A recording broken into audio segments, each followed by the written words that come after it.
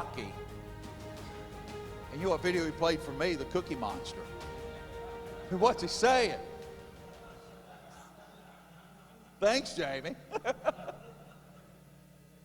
mean, I can't come in. I have the time. Well, I can't sing, but anyway. It's all good.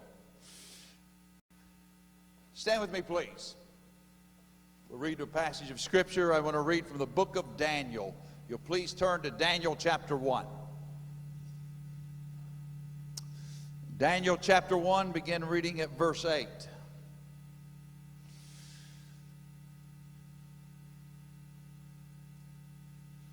Daniel chapter 1, verse 8. I'm reading tonight from the NIV version. It says, "But Daniel resolved not to defile himself with the royal food and wine, and he asked the chief official for permission not to defile himself this way. Now God had caused the official to show favor and sympathy to Daniel, but the official told Daniel, 'I am afraid of my lord the king, who has assigned your food and drink. Why should he see you looking worse than the other young men your age? The king would then have my head because of you.' And Daniel then said to the guard whom the chief official had appointed over Daniel, Hananiah, Mishael, and Azariah, 'Please test your servants for 10 days. Give us nothing but vegetables to eat and water to drink. Then compare our appearance with that of the young men who eat the royal food, and treat your servants in according to what you see.' So he agreed to this and tested them for 10 days. At the end of the 10 days, they looked healthier, better nourished than any of the other young men who ate the royal food. So the guard took away the choice food and the wine they were to drink and gave them vegetables instead." Let's pray. Father, thank you for every man who is in this room tonight. Thank you for their hearts. Thank you for every young man that's here. The sons that have come with dads and granddads tonight, Lord. I pray that their lives would certainly be impacted this evening. Father, speak to us tonight. Speak to our hearts. Plant your truth into our lives. Help us to serve you. Father, the time we have together tonight, may the Holy Spirit do what we are incapable of, we pray, in Jesus' name. Amen. You may be seated. You can grab this bottle of water.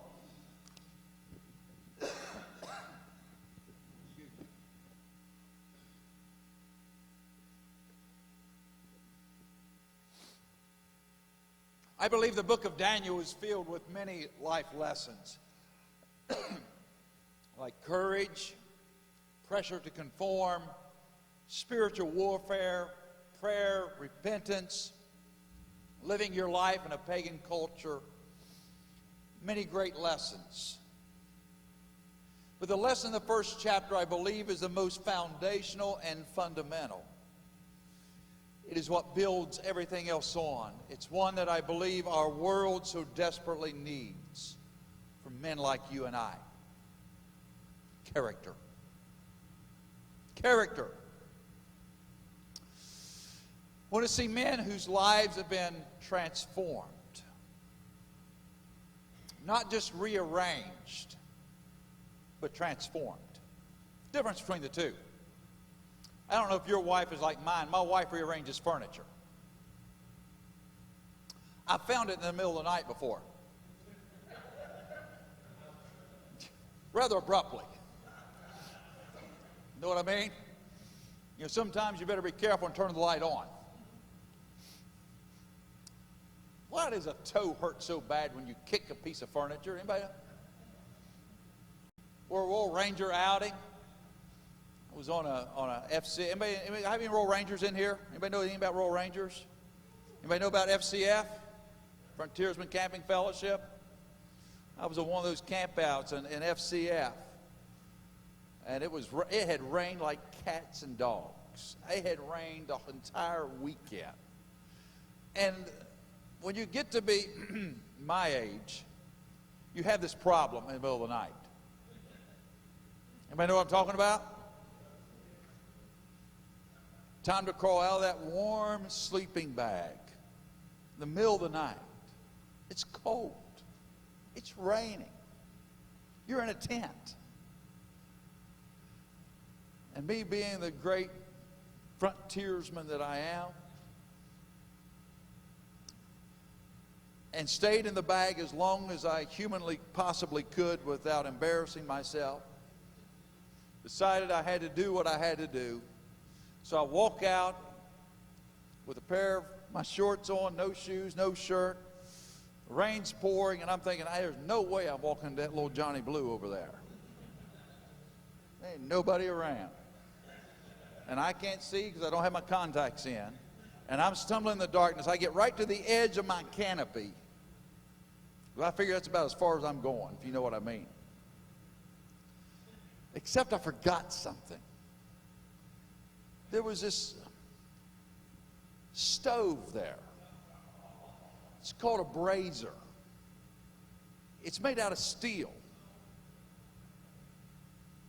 I kicked it.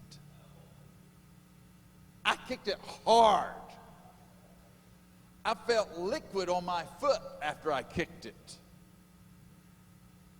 I ripped my big toenail off. I kicked it so hard. There was blood. And I still had to go. Anyway, we're not here to be rearranged tonight. We're here to be transformed. I want to talk about this story tonight because I think God has some truths for us this evening. Number one, real character is often discovered in difficulty. As I think about the story here in the scriptures, and I know sometimes if we're not careful, we read so quickly and we don't allow our minds to grab hold of the scripture, the circumstances. You know, Daniel and his friends lived in the most ungodly time of the nation of Judah. When the Babylonian armies invaded Judah, Daniel and his friends was living there. And Judah had for so long turned a deaf ear to what God was saying to her. The nation had turned against God, become godless. Prophet after prophet after prophet came to tell the people of God, turn around, turn back, repent, get back to God. And Judah refused to listen to God. They kept living as they pleased. God had told them finally he would destroy them if they didn't stop. And they did not believe him. Why? Because the temple of God was in Jerusalem. And their thought processes was, God built this temple, God lives in this temple, this is God's temple, and God will never let his temple be destroyed regardless of how we live. And that was a mistake.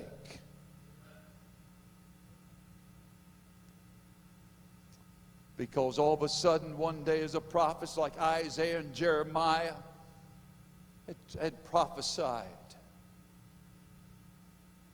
there was a sound of chariots against the walls of Jerusalem. A pagan army stormed against the city of God. God withdrew his protection. Friends, just a side note. Let me remind us here tonight.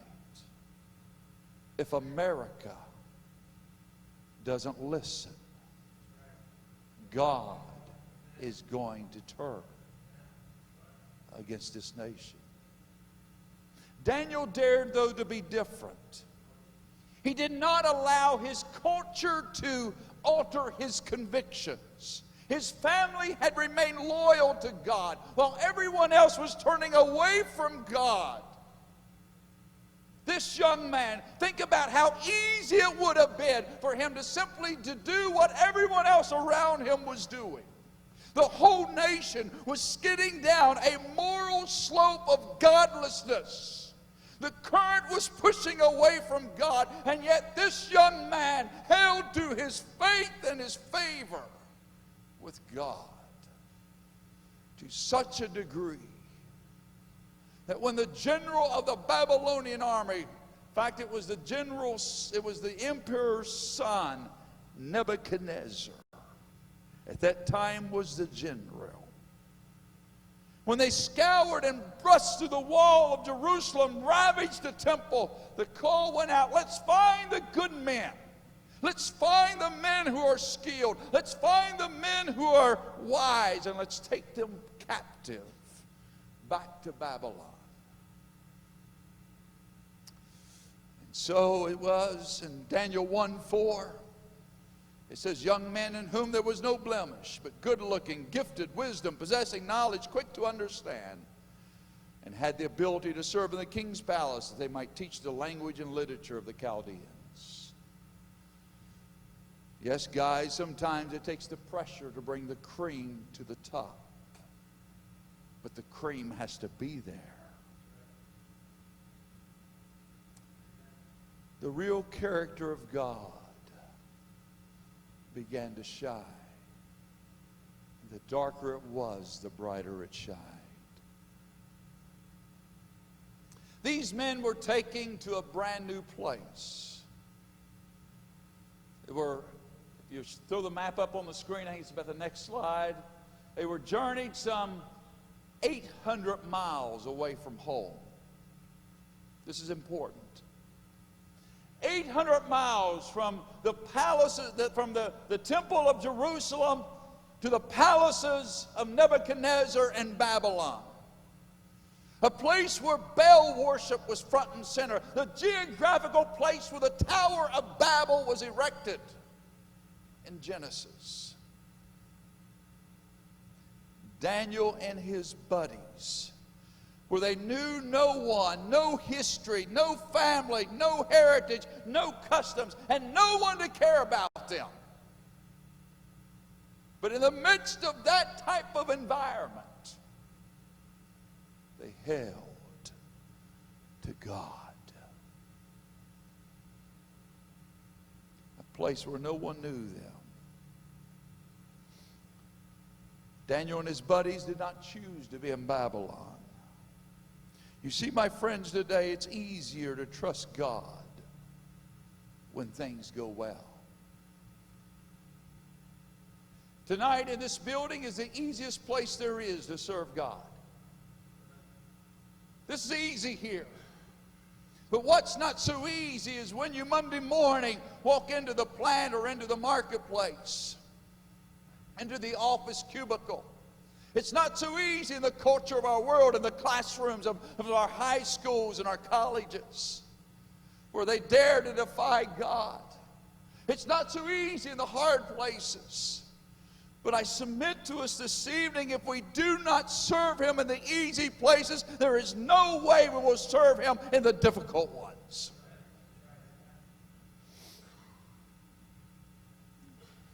You see, what character comes out when we find ourselves behind the 8 ball. Daniel. Now, I'm a terrible speller. Is anybody bad like I am? I mean, I confuse spell check. I mean, I've typed words so bad that the spell check kind of, if it could talk to me, it would say, really?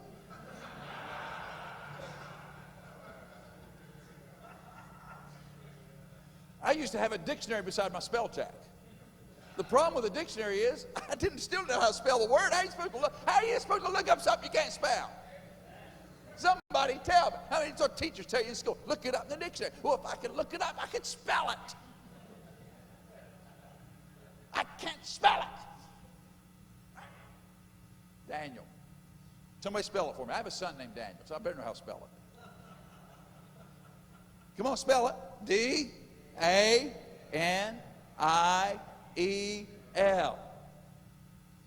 Are you slow learners? Do we need to do it again? No. Last 2 letters are? Again? E-L. E-L is the transliteration of the Hebrew word for God. El. Daniel means God is my judge. Daniel was living up to his name. But think about it. When he went to Babylon, what's one of the first things the Babylonians did to Daniel and to his friends? Gave them Babylonian names. Daniel's new name was Belshazzar. Belshazzar, now I'm not about to spell that one for you, so relax. But I can spell the first three letters. Can we do that? B-E-L. Now the rest of it you can go on your own. Just telling you, I'm not going there. That's another one of those words I'd have to look up and then teach spell check how to spell it. Belshazzar means the god Baal is my protector. Now, I'm going to go somewhere in just a minute. Hang with me. Daniel always used his name Daniel, except in the presence of the emperor. And then he always qualified it, Belshazzar, Daniel, whose name is Daniel. Daniel never forgot where he had come from. Daniel never forgot what his name meant. Daniel never forgot about the God that he served way back in Judah when everyone else was turning their back on God. There was a young man who held to what God had done into his life. And there was a man that even in the midst of a pagan culture would not relinquish his name. Guys, character is not just about what we are when things go well. It's about what comes out of us when we are under pressure, uncomfortable, in a place of difficulty. Every one of us in this room will have those moments in our lives. And how we respond in those moments of intense pressure, how we respond in those moments of intense scrutiny, how we respond will tell what is deep in our soul and our lives. And my prayer tonight, men, is that in the midst of the toughest place in your life, that God shines through tonight. Because we are men of God. Secondly, tonight, real character is a pledge for purity. The expectation of the king, of course, was to assimilate them into the Babylonian culture and lifestyle. His approach was novel because he did not use force but coercion. His methods came back to defining what truth is. So he educated them in the culture and the language and the religion of the Babylonians in an attempt for them to rediscover truth. My friends, today, our world is doing the exact same thing today. 10 Commandments removed from our government pledge allegiance. One nation under God is under fire. The slogan of our currency, "In God we trust," is being debated. Truth is relative to what everyone chooses to believe in. Homosexuality being billed as an alternative lifestyle. Living together outside of marriage is now culturally acceptable and has become the norm for American culture. To reject such modern notions is considered archaic, narrow-minded, regarded as bigotry and intolerant. In fact, the only ones in our culture today that can be ridiculed, maligned, and segregated are Christians who hold to this Bible as the divine word of an almighty God. Our culture is trying to reshape and redefine who we are tonight. I urge us this evening, church, I urge us men, let's not succumb to the redefinitions of the culture around us. Let's continually be men of character. Let's be men of the Word of God. Let's be men who refuse to compromise what you and I know tonight is truth this evening. Nebuchadnezzar tried to rewrite what they knew about life and culture. And the enemy is doing the same again. It is more difficult to take a stand in the workplace than ever before. It is almost impossible, to stand in our schools, our colleges, our secular colleges, community colleges, and high schools when you dare to say, I do not believe that evolution is true. I believe there is a God. I love that movie that came out. Don't you know, God's Not Dead? That's a great movie. Every one of our young people ought to see that movie, God's Not Dead. You know, God is true. The Bible says, let God be true and every man a liar. What happened, though, that Nebuchadnezzar and the lives of Daniel and his three friends were trying to formulate an identity crisis. That's why Daniel's name was changed. That's why Hannah's and Mishael and Azariah's name was changed to names that we probably remember better than original names, Shadrach, Meshach, and Abednego. All four of those names were names of a pagan culture after the pagan god Baal. Who are we? Who are we as a church? Church has been slandered in the media, the political realm, the cultural arena sometimes as being out of date and out of touch. I'm going to be honest with you tonight. And I was privileged to pastor a great church for 17 years. But sometimes as a church, we haven't always helped ourselves. Sometimes we worried about things that were unimportant. We've squabbled about stupid things. And the world and Satan looks at us and laughs in our faces because leaders have unfortunately dabbled in sin. Some churches sometimes become more like circuses than life-saving stations. The identity crisis as men, we struggle. And I urge you tonight, don't let the culture define who you are. Don't let the media define who you are. Let's rise up tonight, church. Let's rise up tonight, men. Let's be men of purity. Let's be men of principle. Let's be men of character. Let's allow this Bible to define who we are. Let's know that we are the blood-bought church of Jesus Christ, that we have a mission to reach the gospel in every corner of our community, every street in our world, and everybody knows about Jesus Christ. Let's rise up and be the church. Let's rise up and be men of God tonight. Men of principle and character. Men whose word is their bond again. When you say, I will, or I do, or I won't, that you stand by your word. Live and die by your word tonight, man. I get so tired of the legal jargon, and I've had to sign the contracts like you have. When's the day you could shake a man's hand and say, I'll do it, you can count on it? I believe that's what Christian men are to be about. That our word is again our bond. We can be trusted. We can be trusted. Daniel knew who he was.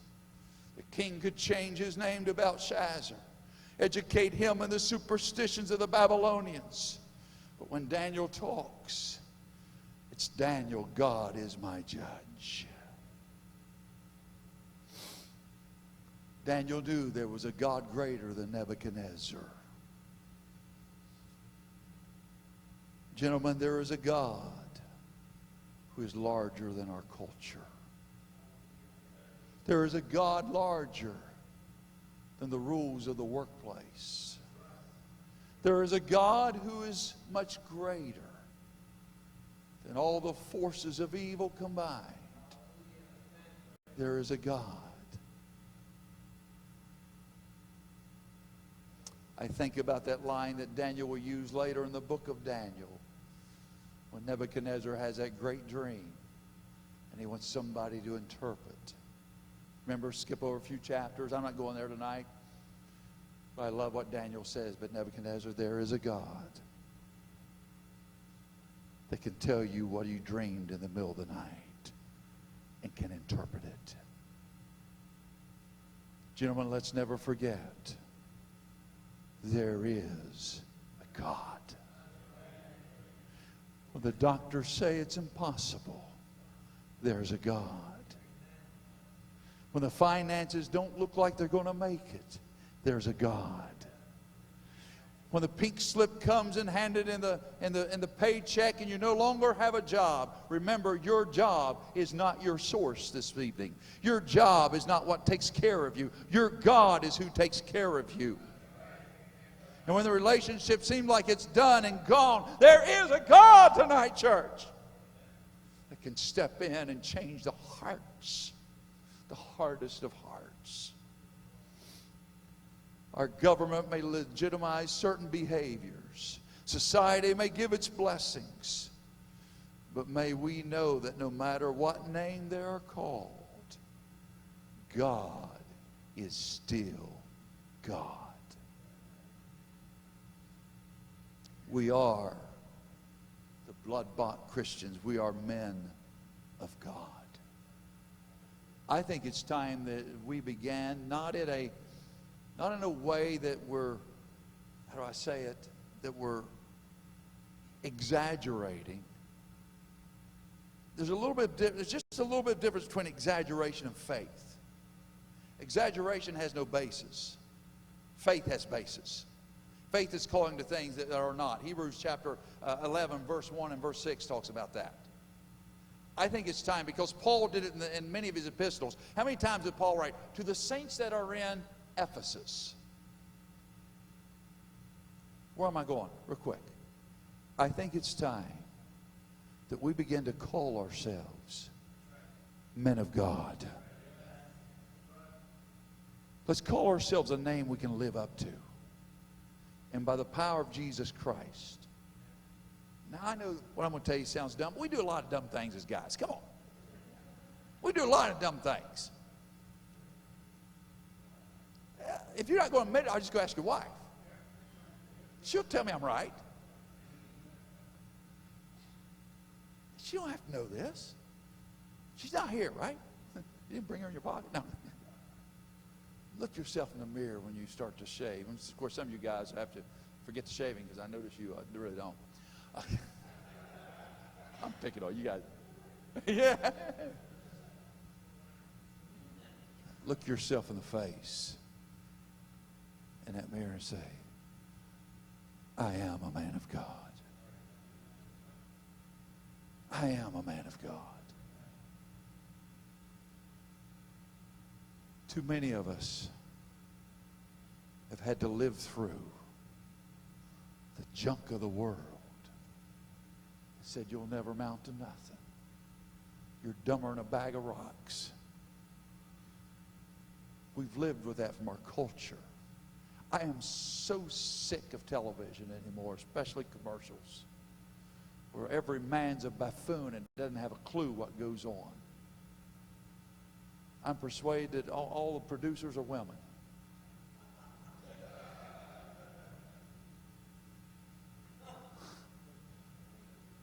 Don't record that.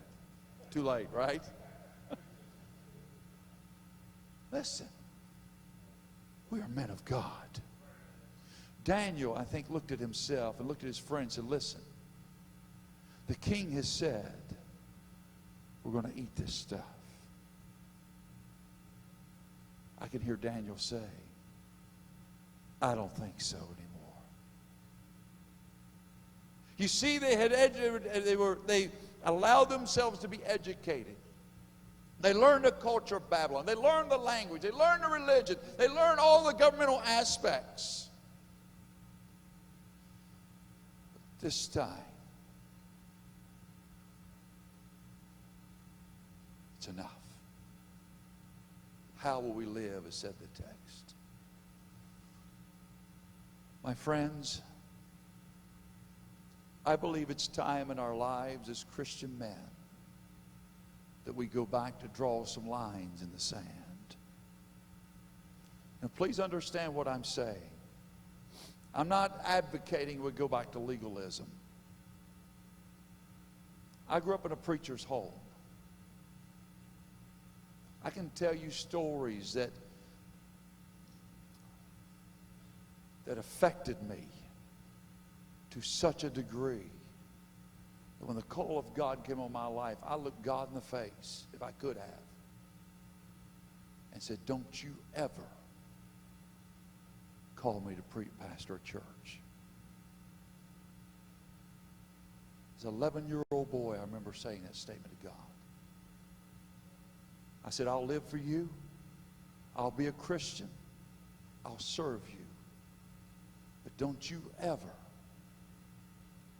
ask me to put my family through the hell that we've walked through. And I meant it. It took me 8 years for God to soften my heart, where I would accept the call of ministry. So I'm not at all advocating we go back there. Please understand. But neither am I any longer, as I've watched our church world, I've watched us as men. It almost seems like that we went from legalism to license. And somewhere there's a middle road. Somewhere there's a line that can be drawn in the sand. That somewhere we can say there are behaviors that I will not engage myself in.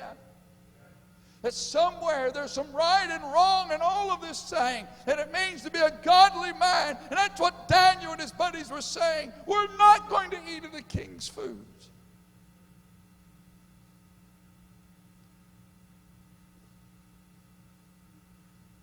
Guys, our world is so screwed up.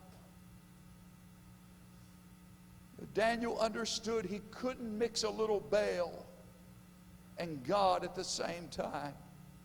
We can't add a little paganism and palm reading and psychics.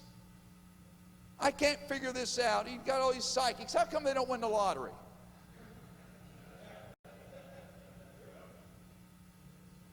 If they know so much, they don't. It's false power.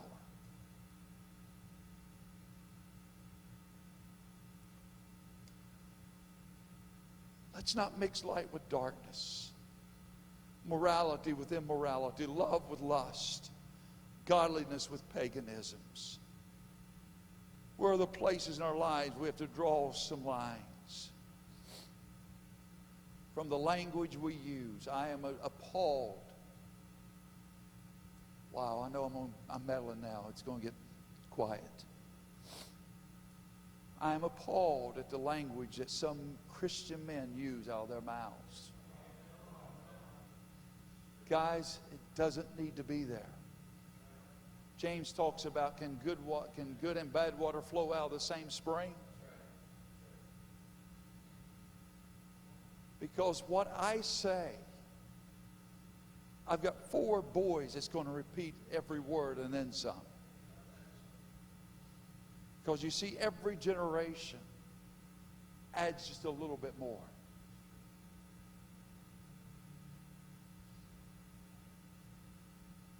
We need to watch our language.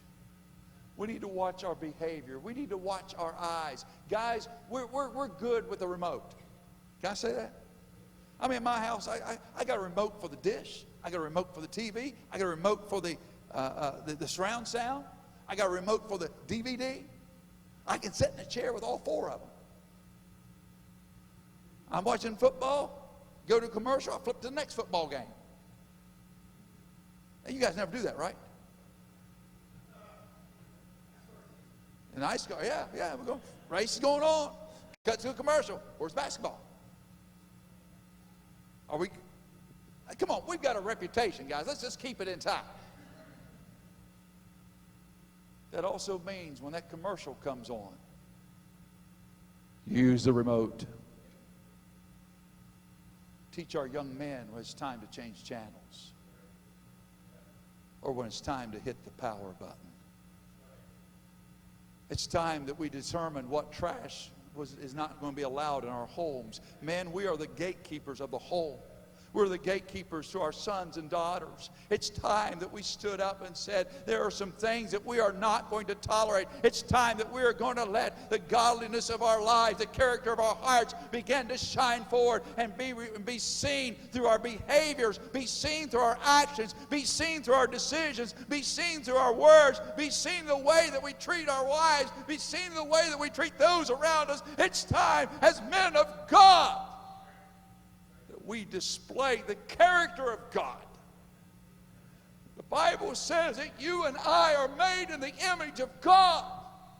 That means that the characteristics of God to a lesser degree reside in our lives. The capacity to love, the capacity to show mercy, the capacity to show compassion are all traits of God that God has given to you and I the moment we were created into life. Let's live that way.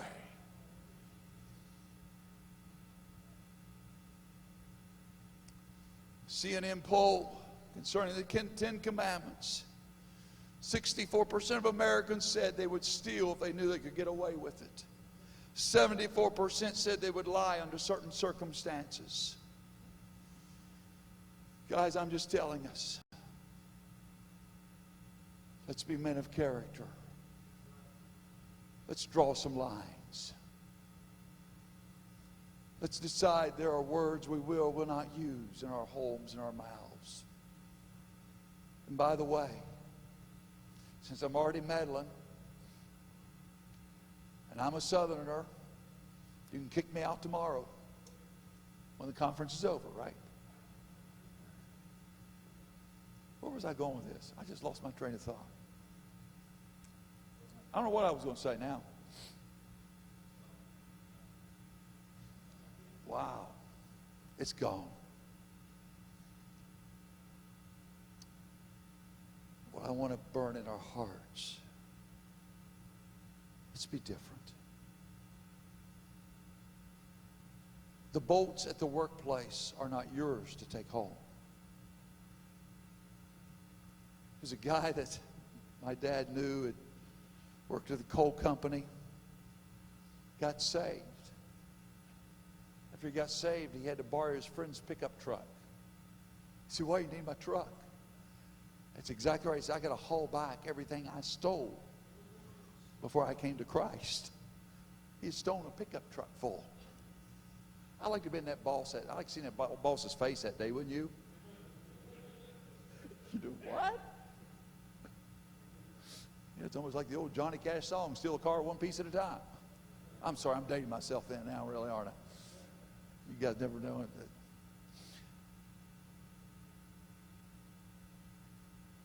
Let's shift. Let's shift from this. I'm afraid sometimes we operate in a realm that says, how much can I do and still be a Christian? Rather than saying, how close to God can I be? You see, it's not the measure of the world. It's not even the measure of our Christian brother. This is the measure. This is the standard.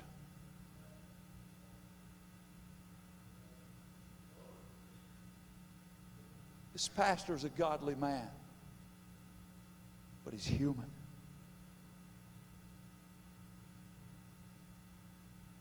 He's going to make a mistake. It's like I may make a mistake. I'm going to let you down. He never lets you down. I don't know how many times I would tell families in our church, don't look at me. Don't look at me. I didn't save you. Jesus did. I can't be all things to everybody, but Jesus can. Jesus is all powerful. Jesus is everywhere. I can't be there all the time, but he can. Let me quickly hurry. I'm come bring this thing in for a landing. Real character is doing the right things the right ways. Quickly hurry through this. There was established credibility. I want you to understand something. In the first chapter of Daniel, when they confronted the king's servant, they had already distinguished themselves to even be in that place. Please understand that. because the way they had managed themselves, the way they cooperated, the Bible says they excelled in learning a foreign language. How many of you know a foreign language? I know a foreign language. It's English. Because sometimes I butcher it all to pieces. My hats are off to you guys that know a second language. I mean, I go to Spanish-speaking countries, and you ought to hear a Southerner try to speak Spanish and didn't know it. I'm trying to say, y'all got any water? Y'all got Olga? They look at me and they smile. They're saying that dumb gringo. Loco Americano. Yeah, Loco Americano. Yeah, they say, Heffy Loco. That means the boss man is stupid. Anytime you talk to them, they just kind of smile and walk away. It's okay, I don't need to know. They applied themselves. They knew what it was. They left a positive impact in their character. Guys, I've battled enough, so let me just go a little bit deeper. I have a conviction. How many of you work in a plant? Anybody work in a plant?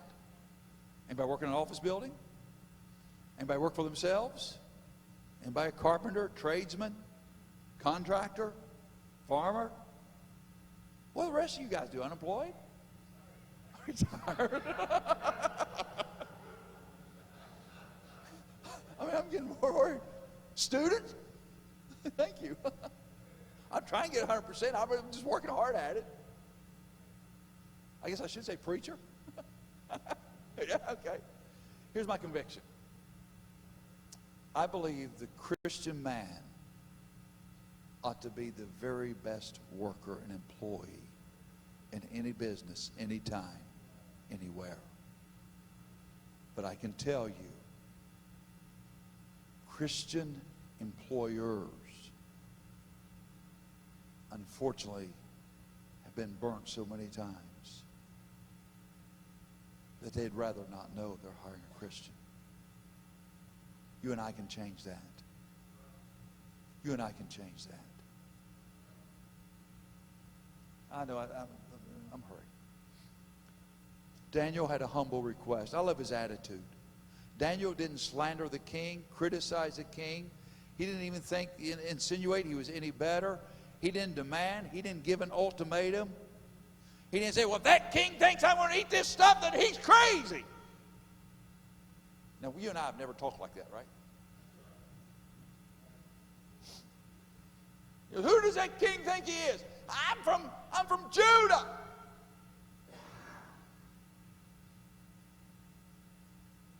King said, we request, may we? Let's try it this way.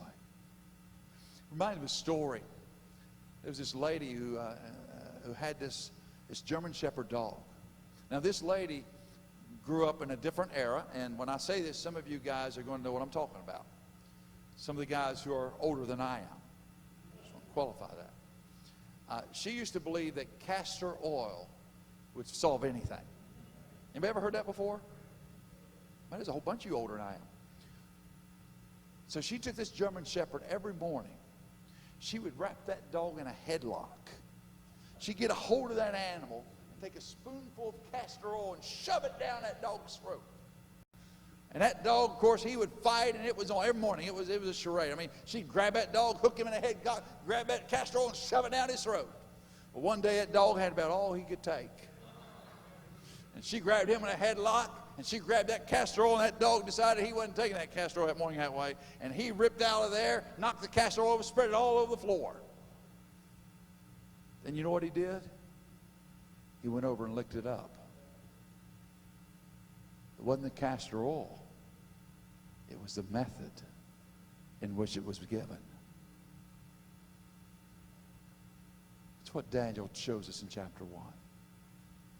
Sometimes it's not the point of right or wrong, but how we go about. You see, we can do the right thing the wrong way and create more problems than what we can solve. We need to, and what Daniel did and his friends, they prayed to God. That's what you and I have got to do. Sometimes we forget that so important thing. God, help me. I don't know how to handle this. I don't know how to handle that teacher in that classroom that's giving me all kinds of grief. But God, you know how to help me. You know how I can approach this profession. You know how I can approach this boss. You know how I can approach this coworker. You know how I can approach this neighbor that you've fought over a property boundary for years. God can help us in this church. If we do the right thing in the right way. You know the story at the end. 10 days they came back and they were healthier than all the other servants of the king. God's approval was upon their lives. As I close tonight, a life lesson in character. It's often discovered in difficulty. Begins with a pledge of purity to live a Christian life. It's doing the right thing the right way. Would you stand with me tonight?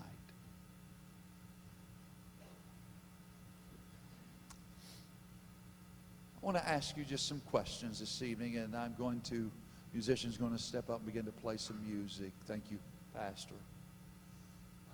I want to ask some questions, and please, I want you to understand something on the front end of this.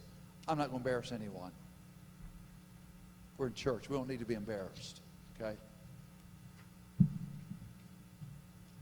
But would you bow your head with me just a moment, please? Just a moment. As you've heard me rattle through, and I apologize, I've deviated a little bit from my notes and been a little more scattered than what I am typically. If you're here in this room tonight, and please understand, I'm not going to embarrass you. I'm not going to single you out. What I'm going to do at the end is I'm going to ask as many who will to come up and pray, because a couple things I want us to all pray about. So I just want to set this up that way. I won't do switch and bait. I don't operate that way. But I want you to ask yourselves tonight, are there areas of my life that are inconsistent with what I say with my mouth?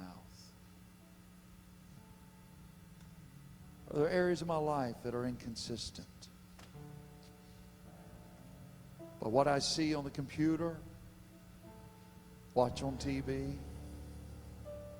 how I've treated a neighbor, another person, a co-worker, a boss, an employee, a friend, or the guy on the street.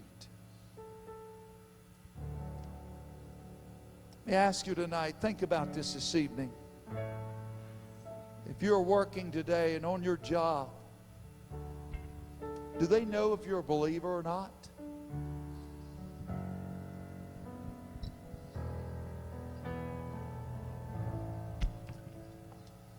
I wonder tonight, maybe you walked into this room this evening. You'd say, Bobby, I'm in one of those tough places tonight. I've got decisions to make. And you know, if you make the right decision, it just well may cost you.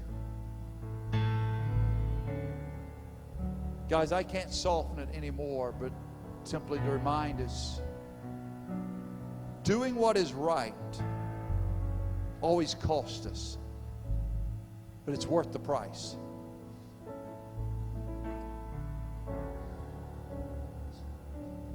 I want to ask you a question tonight. I'm going to ask you to respond. Please bow your heads for a moment. I just do it for privacy, please. Maybe we'd say, just raising your hand, I need to adjust some things in my life. Would you raise your hand and put it down? Just raise your hand and put it down. No one's going to single you out. I need to adjust some things in my life. Up and down. Up and down. There's some inconsistencies. And I want God to help me with it tonight. Up and down. I wonder tonight if you're in this room. And I'll be honest, somehow I sense someone's in a really tough place tonight.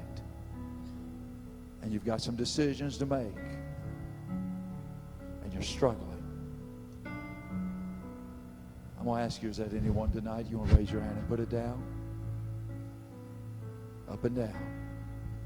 Up and down. I got some tough decisions to make. Up and down. Friends, I want to ask us all to come this evening. And here's what I'd like for us to do. I want us to do it this way. I want us to come and I want us to ask God. Because I can tell you, I often have to ask God, help me to be that man of character. I don't have it all figured out, guys. Sometimes I'm like you. I let things get the best of me, and I lose my cool, and I've got to go back and apologize. And you don't know how bad I hate doing that. All of us do. Especially if it's to my wife, my sons. That's really tough. I'm just telling you. This dad had to learn that the hard way. I'm glad I did, because 3 of my sons are taller than I am now. A little more tolerable will be right now. Here's what I want us to do tonight. I'm going to ask you tonight. I want us to come and find a place to pray around this altar.